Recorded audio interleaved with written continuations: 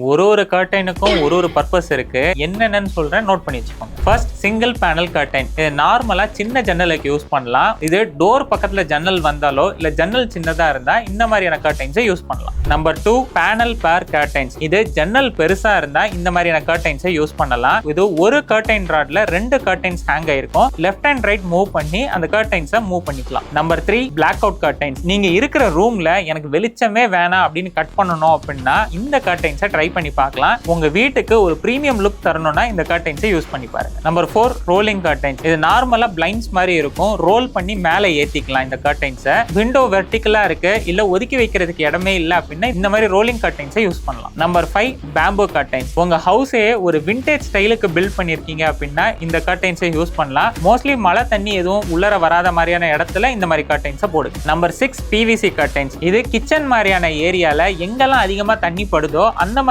ஏரியாக்கு இந்த கர்டைன்ஸை யூஸ் பண்ணலாம். கர்டைன்ஸ் தானேன்னு ஈஸியா விட்டுறாதீங்க. உங்க வீட்டை ஸ்மாரா காட்டுறதுக்கும் சூப்பரா காட்டுறதுக்கும் கர்டைன்ஸுக்கு முக்கியமான பங்கு இருக்கு.